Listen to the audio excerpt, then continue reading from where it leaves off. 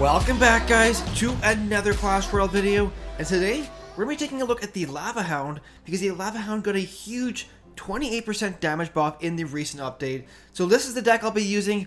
Let's go ahead and take a look at some replays, and then finish off with a live battle. So here we are, guys, with the first replay, facing a level 8 here in the Royal Arena. Now, of course, this is on my mini account. I don't actually have the Lava Hound yet on my main account. But my opponent here is actually using the Hog Rider strategy, which of course is still very strong even after the nerf it received in the update. Now, with the starting hand I had, it wasn't really ideal. Normally you want to get the Elixir Pump in your starting hand to get the Elixir flowing for later in the battle, but I only really had the Lava Hound as well as the Balloon in my starting hand, so my only choice was to do a slow push on the right hand side with the Lava Hound, and he's going to try and sneak in there with the Hog Rider, which is a very interesting decision, and I'm going to use the Musketeer as well as the Goblins to take it out. Now, fortunately, those Goblins actually came back to save that Musketeer, and take a look at this one Musketeer with 1 health left. Take a look at how much damage she does to the tower, guys. This is how you maximize the use of your Elixir. This one Musketeer probably did a good 500 to 800 damage just by herself in that one counter push. So things are looking pretty good. And right here we do have the Elixir Pump, so we're going to go ahead and place it down there. Now he actually decides to rocket the pump, which I'm perfectly fine with because the rocket costs 6 elixir and the pump only costs 5, so that's a 1 elixir win for myself. So once again, setting up another push on the right hand side here. He's going to try and sneak in a Hog Rider here by itself, which is a huge mistake because I do have the cannon to take it out, which is another elixir win for myself. Now, even though the Lava Hound did get a huge 28% damage buff, it only affects the Lava Hound itself and not the Lava Pups. And previously, the Pups did the bulk of the damage, and the Lava Hound, you could pretty much just ignore it for the large part. And the Lava Hound only really did about 35 damage per hit at level 1 before the update, so adding a 28% damage buff only really adds like 10 damage per hit, which honestly isn't too much because, like I said, the Lava Pups do the bulk of the damage. So right there, we were able to get the 1 crown lead so far. There's 1 minute and 5 seconds left in this battle, so I have to decide if I want to just defend for the next minute or so or try and go for that left-hand tower.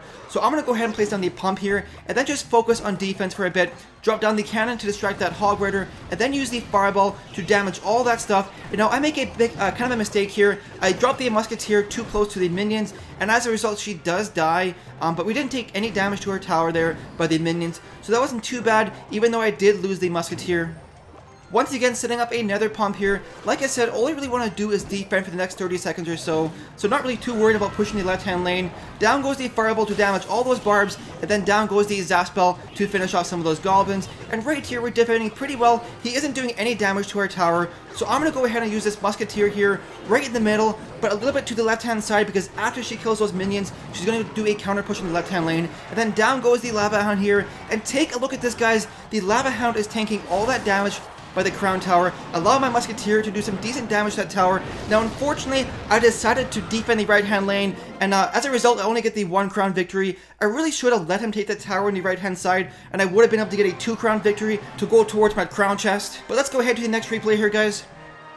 So here we are, guys, with the next replay, facing a level 9 this time, and as you can see from my starting hand, I have either the Lava Hound or the Goblins to play, and I don't normally like starting out with the Lava Hound as a first move, because it's pretty risky, because your opponent is sitting on 10 elixir, and spending 7 on 1 card can really result in some strong counter pushes. So I'm going to go ahead and use the Goblins there to take out his Spirit Goblins, and then just wait to see what he does next. He drops down the Musketeer behind his tower. I'm going to go ahead and use the Fireball to damage the tower as well as the Musketeer, because like I said, I want to try and cycle through my cards and get to my Elixir Pump before I start doing some Lava Hound pushes. But right here, he's going to put the pressure on with a Royal Giant. I'm going to use the Zaspel to finish off that Musketeer as well as kill the Goblins, and then use the Cannon to help distract the Royal Giant. But unfortunately, my Cannon is only level 7, and his Royal Giant is level 9, and as a result, it doesn't last too long, and the Royal Giant is able to get a couple hits on my tower. Now right here, I'm not going to support that Musketeer with anything because I want to try and get some pumps down. So as you can see here, he's got some Spear Goblins coming in on the right hand side. I'm actually going to ignore it and just soak up that chip damage and try and place down a pump to get the elixir flowing. Now unfortunately, my pump is only level 4, so it does take a bunch of damage to that fireball. So as soon as I see how much damage that fireball did to my pump, I'm not going to place any more pumps later on in this battle because it's just going to be a huge waste as he's just going to keep fireballing it, and that is an even elixir trade for him. So right here, Lava Hound making his way up the right hand side. Now unfortunately my opponent does have the Inferno Tower in his deck, but take a look at this guys. The Inferno is locked onto my Lava Hound. The Goblin's going in there doing some damage to the Musketeer.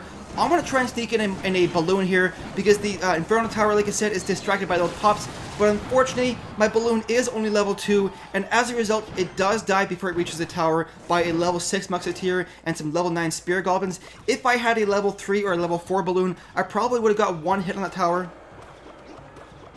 Now right here, just building up some elixir, I'm only at 6 or so, and my only really play here is to use another Lava Hound. So down goes the Lava Hound on the right hand side. I want to try and keep the pressure on here, but unfortunately he does drop down a Royal Giant. And take a look at this guys, I was a half a second too late with that cannon drop, and as a result the Royal Giant is locked into my tower. So that one simple mistake cost me a couple hundred health on my tower, if not like 1,000 health on my tower. So really big mistake right there. Now right here, the Inferno Tower is distracted by all of the lava pops, so I'm going to go ahead and use the balloon to go in there and take out that Inferno Tower pretty quickly, and with the help of the Zap spell, stunning that Musketeer, I'm able to get one hit on that tower with that balloon, bringing it all the way down to 1,000 health. And at this point in the battle guys, my tower is at 500 health, so I want to keep the pressure on, and I want to force him to spend all of his elixir defending his tower instead of sending in that Royal Giant. So take a look at this, the Inferno Tower is distracted by all those lava pops, the balloon goes down, and with the help of this Zap spell right here, the balloon is able to reach that tower, get one hit off, and give me the 1 crown victory.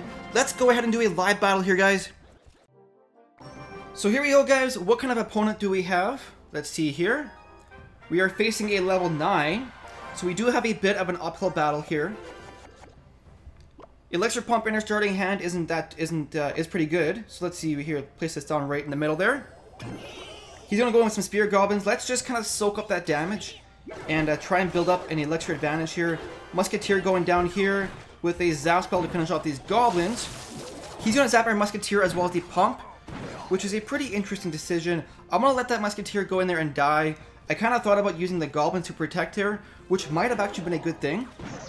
But of course, right here, we see why that's not a good thing.